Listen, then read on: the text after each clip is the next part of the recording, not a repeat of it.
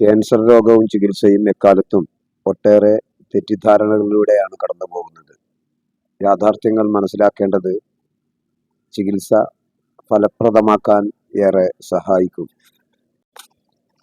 നാൾക്കുനാൾ ക്യാൻസർ ബാധിതരുടെ എണ്ണം കൂടുന്ന സാഹചര്യത്തിൽ ചികിത്സയും മരുന്നുകളും ഉൾപ്പെടെ ഒട്ടേറെ കാര്യങ്ങൾ പൊതുസമൂഹം ചർച്ച ചെയ്യേണ്ടതുണ്ട്.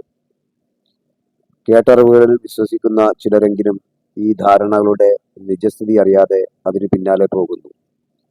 ക്യാൻസർ സമയോചിതമായി ശാസ്ത്രീയ ചികിത്സ ലഭിക്കേണ്ട ഒരു രോഗമായതിനാൽ ശരിയായ ധാരണകൾ രൂപപ്പെടുത്തുക വളരെ പ്രധാനമാണ്. അങ്ങനെ രോഗസൗഖ്യത്തിലേക്കുള്ള യാത്രയുടെ ദൂരം നമുക്ക് കുറക്കാൻ കഴിയും. ക്യാൻസറിനെ ചെറുത്തു തോൽപ്പിച്ച 5 മുഖങ്ങൾ, 5 പോരാട്ടങ്ങൾ.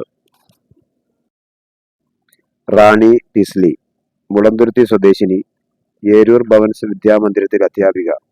2019 സ്തനാർബുദം സ്ഥിരീകരിച്ചു. സർജറി, കീമോതെറാപ്പി, റേഡിയേഷൻ എന്നിവ ചെയ്തു. സ്വപ്ന സണ്ണി, ചങ്ങനാശ്ശേരി സ്വദേശിനിയായ ഹോം ബേക്കർ. 2019 സ്തനാർബുദം കണ്ടെത്തി. Surgery, radiation, chemotherapy, reconstruction surgery എന്നിവ ചെയ്തു.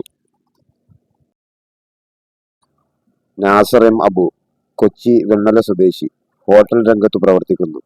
വയറിലാണ് ക്യാൻസർ വന്നത്. 2020 സർജറിക്കും കീമോതെറാപ്പിക്കും വിധേയനായി. ജിൻസി, പത്തനംതിട്ട സ്വദേശിനി, ഫാർമസി രംഗത്ത് ജോലി. 2016 സ്തനാർബുദം HER2 പോസിറ്റീവ് സ്ഥിരീകരിച്ചു. Surgery, chemotherapy, radiation, target therapy എന്നിവ ചെയ്തു.